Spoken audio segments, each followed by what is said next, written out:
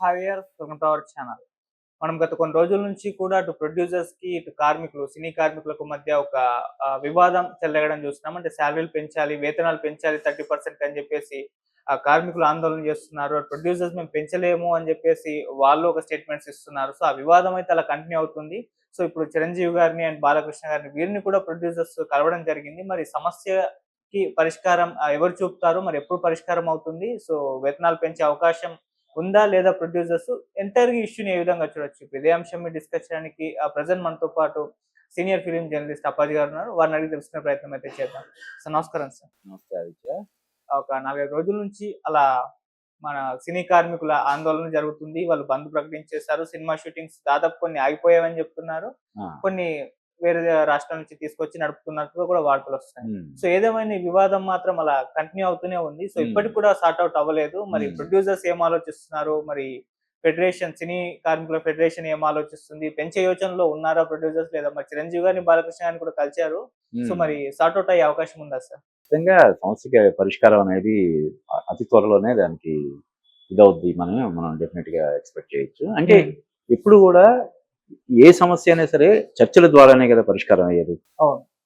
Across the table కూర్చొని ఇప్పుడు ఉదాహరణకి ప్రొడ్యూసర్స్ వాళ్ళు ఏమంటున్నారు, మేము 8% వరకు పెంచగలుగుతాం, అంతకు మించి పెంచలేమని చెప్పి వాళ్ళు అంటున్నారు. వీళ్ళు లేదు మాకు 30% వరకు పెంచాలని చెప్పి వీళ్ళు భీష్మించి కూర్చున్నారు. అక్కడ ఏర్పడినటువంటి ప్రతిష్టంభన వల్ల ఇదంతా జరుగుతుంది. ఓకే. ఇప్పుడు సినిమా పెద్దలు, ఇప్పుడు ఉదాహరణకి మన మెగాస్టార్ చిరంజీవి గారు కానీ, మన బాలకృష్ణ గారు వీళ్ళందరూ కూడా ఇన్వాల్వ్ అవుతున్నారు కాబట్టి వీళ్ళు ఇండస్ట్రీ మాత్రమే కాకుండా ప్రభుత్వం, తెలంగాణ ప్రభుత్వం కూడా ఇప్పుడు దీని మీద దృష్టి సారించింది. ఎందుకంటే కొన్ని వేల మంది ఉపాధికి సంబంధించినటువంటి అంశం కాబట్టి మన సినిమాటోగ్రఫీ మినిస్టర్ కోమటిరెడ్డి వెంకటరెడ్డి గారు కూడా ఈ విషయాన్ని దిల్ రాజు, ఇప్పుడు FDC చైర్మన్ గా ఉన్నటువంటి దిల్ రాజుకి ఈ సమస్యని పరిష్కరించే బాధ్యత అప్పగించాం అని చెప్పి అన్నారు. కాబట్టి దిల్ రాజు నేతృత్వంలో ఇటు నిర్మాతలతోటి, ఇటు కార్మికులతోటి ఇద్దరితోటి చర్చలు జరిపి అది వయా మీడియాగా, అంటే వీళ్ళు చెప్తున్న 8% కాకుండా వాళ్ళు అడుగుతున్నటువంటి 30% కాకుండా మధ్యస్థంగా ఒక 12%, 15% అలాగేమైనా అవుతుందేమో మనం చూడాలి. సార్, ఇప్పుడు వరకు అయితే అంటే ప్రొడ్యూసర్స్ మాట్లాడిన వాళ్ళు ఇచ్చిన స్టేట్మెంట్ చూస్తే పెంచే యోచనలో అయితే కనబడట్లేదు. సో, విశ్వప్రసాద్ గారు కూడా మాట్లాడుతూ బయట నుంచి తెచ్చుకుంటాం మేము వర్కర్స్ ని, ఇంకొంతమందికి ఆప్షన్ ఇచ్చేసారు. స్కిల్ ఉందా వచ్చేసేయండి, మీరు అప్లై చేసుకోండి, ఎటువంటి యూనియన్ తో మీకు సంబంధం లేదు అని చెప్పేసి కూడా వాళ్ళు ఒక వెబ్సైట్ కూడా క్రియేట్ చేశారు. సో, ఇటువంటి ఒక ప్రత్యామ్నాయ ఆల్టర్నేటివ్ ఆప్షన్ చూస్తున్నారు. ఇక ఫెడరేషన్ తో సంబంధం ఉండకపోవచ్చా సార్? అంటే అది ఏంటంటే ఒక్కసారి సడన్ గా రేపటి నుంచి షూటింగ్స్ బంద్, లేదంటే ఎల్లుండి నుంచి షూటింగ్స్ బంద్ అంటే ఇబ్బంది పడే సినిమాలు చాలా ఉంటాయి. ఇప్పుడు ఎందుకంటే ఒక సినిమా అందులో సాంకేతిక నిపుణులు కానీ, నటీనటులు కానీ చాలా మంది ఇన్వాల్వ్ అయి ఉంటారు. పదుల సంఖ్యలో 50-60 మంది, ఒక్కోసారి 100 మంది కూడా అందులో ఇన్వాల్వ్. ఒక రోజు షూటింగ్ లో ఒక 100 మంది కూడా, అంటే టెక్నీషియన్స్ కానీ, ఆర్టిస్టులు కానీ వీళ్ళందరూ పనిచేయాల్సి ఉంటుంది. సడన్ గా బంద్, రేపటి నుంచి బంద్, ఎల్లుండి నుంచి బంద్ అంటే మళ్ళీ కాంబినేషన్ సెట్ చేయడం అనేది చాలా కష్టంతో కూడుకున్నటువంటి, ఖర్చుతో కూడుకున్నటువంటి విషయం. చాలా మంది ఆర్టిస్టులు ఎక్కడెక్కడ నుంచి వస్తారు, చెన్నై నుంచి, ముంబై నుంచి, అక్కడ నుంచి వస్తారు. వీళ్ళు ఈ రోజు షూటింగ్ అయిపోయిన తర్వాత మళ్ళీ తర్వాత షూటింగ్ల కోసం, తర్వాత సినిమాల కోసం వీళ్ళు డేట్లు అలాట్ చేస్తారు. సో ఈ రోజు షూటింగ్ అవ్వలేదనుకో, దీని ఎఫెక్ట్ అంటే ఈ ఒక్క రోజుతో కాదు కదా, వరుసగా కొద్ది రోజులు ఏదైతే వాయిదా పడుతుందో ఇవన్నీ మళ్ళీ మనం పొలిక్కి తీసుకురావాలంటే అది అసలు మామూలు ఇది కాదు. కాబట్టి ఏకపక్షంగా సడన్ గా బంద్ నిర్ణయాలు తీసుకోవడం కూడా కరెక్ట్ కాదు. కార్మికుల వేతనాల పెంపుని మనం వ్యతిరేకించడం కూడా కరెక్ట్ కాదు. మధ్యస్థంగా దాన్ని చేయాల్సినటువంటి అవసరం ఉంది. ఓకే సార్, ఇటు పక్క మరి చిరంజీవి గారు అండ్ బాలకృష్ణ గారు కూడా ఇన్వాల్వ్ అయ్యారు కాబట్టి, సో వాళ్ళు మరి ఏం చెప్పుకుంటారు? వాళ్ళ ద్వారా ఈ సమస్య క్లియర్ అయిపోయే అవకాశం ఉందా సార్?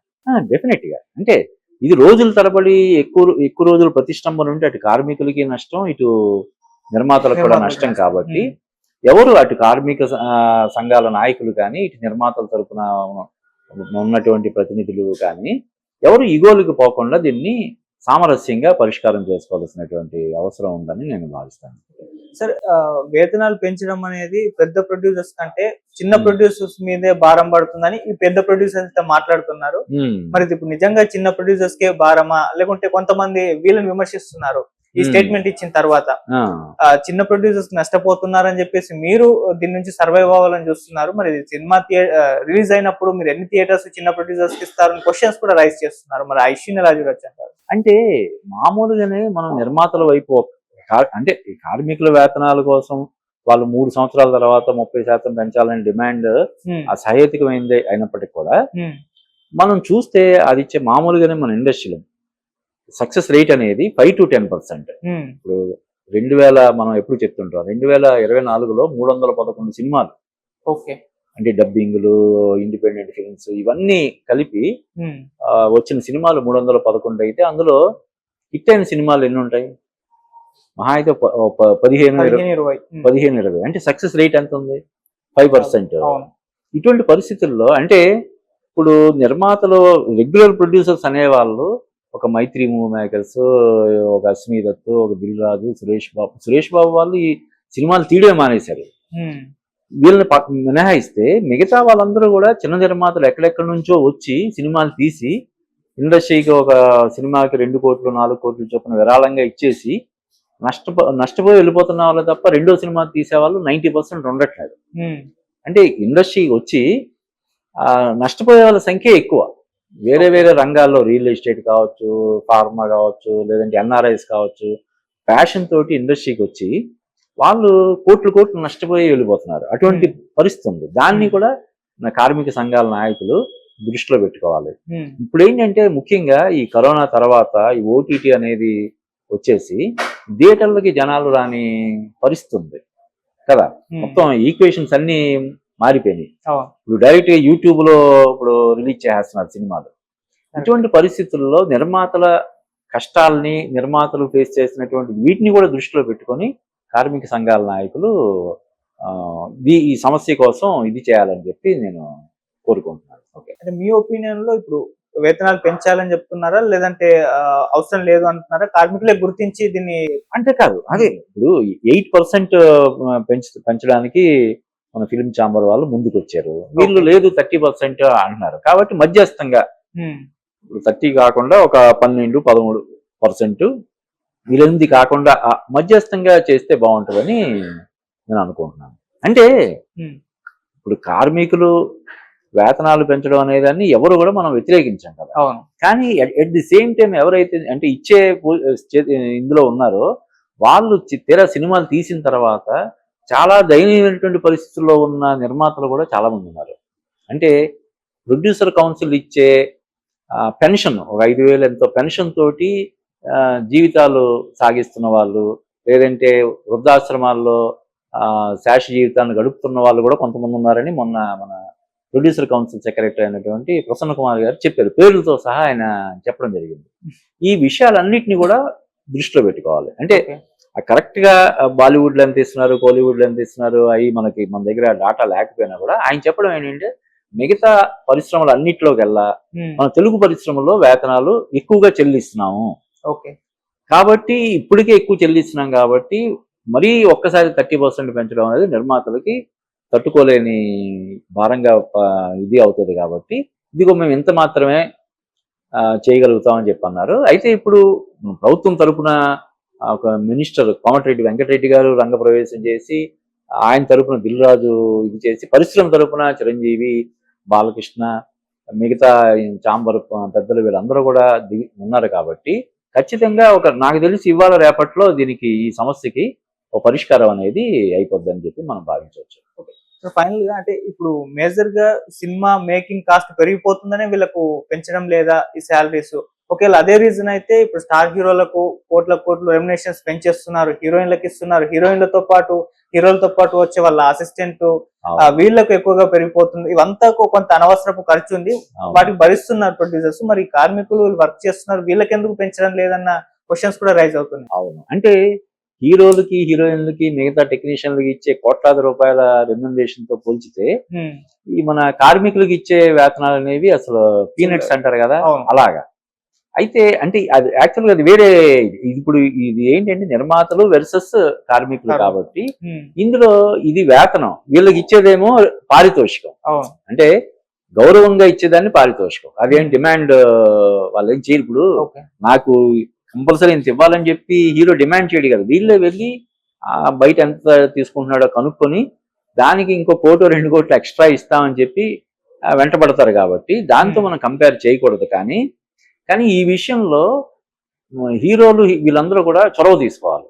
ఓకే, హీరో తను తీసుకుంటున్న రెమ్యూనరేషన్ లో ఒక 10% తగ్గించుకుంటే సాల్వ్ అయిపోయే చిన్న సమస్య ఇది. సరే వాళ్ళు ఎంత అడుగుతున్నారు, ఇచ్చేసేయండి, నా రెమ్యూనరేషన్ లో కొంత కట్ చేసుకుందరు కానీ అంటే అయిపోద్ది కదా. పైగా ఇప్పుడు నువ్వు అన్నట్టు ఇప్పుడు అంతకుముందు కరణ్ జోహార్ ఇప్పుడు బాలీవుడ్ లో ఫేమస్ ప్రొడ్యూసర్ డైరెక్టర్ కూడా ఆయన చెప్పాడు, ఎవరైతే హీరోలు ఇన్ని కోట్ల రెమ్యూనరేషన్ తీసుకుంటున్నారో వాళ్ళ రెమ్యూనరేషన్ కూడా సంపాదించుకోలేకపోతున్నారు. హీరో ఉదాహరణకి 50 కోట్లు రెమ్యూనరేషన్ తీసుకుంటున్నాడంటే ఆ 50 కోట్లు కూడా సినిమాకి రావడం లేదు, ఎందుకని వాళ్ళకి అంత ఇవ్వడం అని ఆయన ఓపెన్ గా చేశాడు. ఈ ఆవేదన అనేది చాలా మందిలో ఉంది బాధ అనేది. కానీ ఏంటంటే పలానా హీరోకి అంతకుముందు సినిమా ఇంత చేసింది, ఒక 100 కోట్లు చేసింది, 200 కోట్లు చేసిందని ఆ సూపర్ డూపర్ హిట్ అయిన సినిమాని దృష్టిలో పెట్టుకొని వీళ్ళు వాళ్ళని అప్రోచ్ అవ్వడం, దానికి తగ్గట్టుగా పారితోషికాలు ఆఫర్ చేయడం అన్ని చేస్తున్నారు. కానీ ఎప్పుడు కూడా ఒకప్పుడు ఎలా ఉండేదంటే ఒక హీరో ఎన్టీఆర్ కావచ్చు, కృష్ణ, నాగేశ్వర ఎవరైనా సరే వాళ్ళ సినిమా ఫ్లాప్ అయితే ఎంత కలెక్ట్ చేస్తుంది, ఫ్లాప్ అయితే హిట్ అయితే కాదు, ఫ్లాప్ అయితే ఎంత కలెక్ట్ చేస్తుంది దాన్ని బట్టి బడ్జెట్ వేసుకునే వాళ్ళంట. రెమ్యూనరేషన్ కానీ మిగతా అవన్నీ కూడా ఫ్లాప్ అయితే హిట్ అయితే కాదు. ఇప్పుడు ఒక అడవి రాముడు, ఒక యమగోళ హిట్ అయితే ఎన్ని కోట్లు వచ్చినాయో దానికి తగ్గట్టు కాదు. ఒక తిరుగులేని మనిషో లేకపోతే ఇంకొక సినిమానో ఫ్లాప్ అయింది, దానికి ఎంత వచ్చింది దాన్ని దృష్టిలో పెట్టుకొని ఈవెన్ హీరోలు కూడా ఒక సినిమా హిట్ అయిందని అప్పట్లో పొలవమని వెంటనే రెమ్యూనరేషన్ పెంచడం అలా చేసేవాళ్ళు కాదంట. కానీ ఇప్పుడు దురదృష్టవశాత్తు చాలా మంది హీరోలు మినిమం అంటే ఓపెనింగ్ రోజు నో షోస్ కూడా పడుతున్నాయి కొంతమంది హీరోల సినిమాలకి. అవి కూడా అంటే అలా పడుతున్నా కూడా ఇప్పుడు ఎవరిని తప్పు పట్టాలి, మనం తీసుకుంటున్న వాళ్ళని తప్పు పట్టాలా, ఇచ్చే వాళ్ళని తప్పు పట్టాలా? ఇచ్చే వాళ్ళు ఉంటేనే కదా తీసుకుంటారు. వాళ్ళు తీసుకోవడానికి నొప్పి ఏంటి? మీరు అంతకుముందు సినిమాగా 5 కోట్లు తీసుకున్నారు, ఇదిగోనండి మేము 6 కోట్లు తీసుకుంటాం, మేము 6 కోట్లు ఇస్తాం, మాకు డేట్స్ ఇవ్వండి అంటే కానీ ఎవరిని తప్పు పడతాం మనం?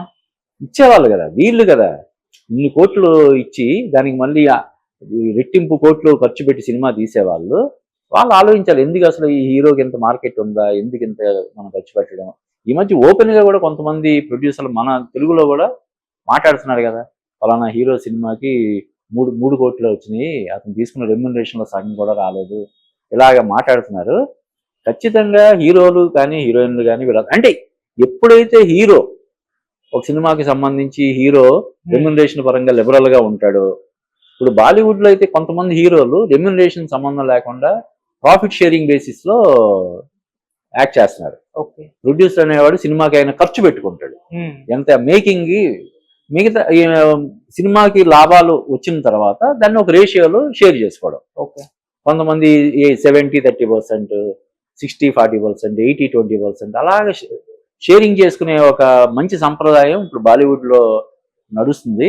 ఆ సాంప్రదాయం మన తెలుగులో కూడా రావాలి. హీరోలు రెమ్యూనరేషన్లు కాకుండా నువ్వు కథ నచ్చి డైరెక్టర్ చేయగలడని నమ్మకంతో నువ్వు సినిమా చేస్తున్నావు కాబట్టి ప్రాఫిట్ షేరింగ్ బేస్ మీద చెయ్యి కదా. ఇప్పుడు నీతో సినిమా తీసి నిర్మాత నష్టపోతే నువ్వు హీరో ఎలాగవుతావు?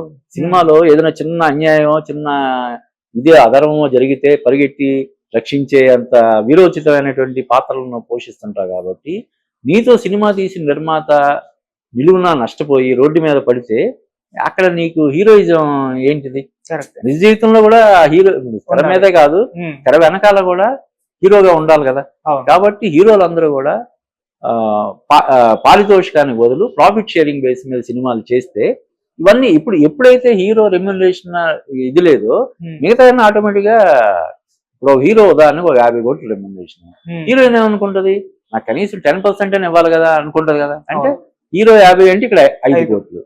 మ్యూజిక్ డైరెక్టర్ అసలు నేను మంచి సాంగ్స్ ఇస్తేనే కదా సినిమా హిట్ అయ్యేది, హీరోకి 50 కోట్లు ఇచ్చి నాకు కనీసం 10 కోట్లు ఇవ్వనంటారా అని చెప్పి మ్యూజిక్ డైరెక్టర్. అలాగే ఎవరికి వాళ్ళు ఎడిటర్, కెమెరామెన్ వీళ్ళందరూ నా వల్లే కదా అనుకుని ఎవరికి వాళ్ళు 5 కోట్లు 10 కోట్లు రెమ్యూనరేషన్లు అంటే ఏమైపోద్ది? అదే హీరో లేదు నేను అసలు ఏం తీసుకోవట్లేదు, సినిమా హిట్ అయితే నేను తీసుకుంటాను, లేకపోతే లేదు అంటే మిగతా వాళ్ళందరూ కూడా అరే హీరోనే బాబు డిమాండ్ చేయట్లేదు అని ఇప్పుడు అందరూ కూడా రీజనబుల్గా నిర్మాత ఇచ్చినంత తీసుకుంటారు. ఆ ప్రాజెక్ట్ మీద వాళ్ళ కాన్ఫిడెంట్ ఉంటే మేము కూడా ప్రాఫిట్ షేరింగ్ నాకు ఒక 10% 5% షేరింగ్ ఇవ్వండి అని చెప్పి కలుస్తారు, లేకపోతే లేదు. సో ఈ సమస్యకి పరిష్కారం నువ్వు అన్నట్టు అంటే యాక్చువల్గా ఇప్పుడు ప్రొడ్యూసర్స్ వర్సెస్ కార్మికులు అయినప్పటికీ కూడా హీరోలు కూడా ఇందులో ఇన్వాల్వ్ అవ్వాలి. నిర్మాతల తరపున కూడా వాళ్ళు ఆలోచించాలి. మనం మనతో సినిమాలు తీసి నష్టపోతే రేపొద్దున మనకే అది ఇది కాదు, ప్రేక్షకులు కానీ ప్రజలు కానీ దాన్ని హర్షించరు, ఆమోదించరు. లాంగ్ రన్ లో మన కెరీర్కి కూడా ఎఫెక్ట్ అవుతుంది అన్న దీంతో ఎప్పుడైతే హీరోలు ఆలోచిస్తారో అప్పుడు ఆటోమేటిక్గా ఈ సమస్యకి పరిష్కారం దొరుకుతుంది. Thank you so much.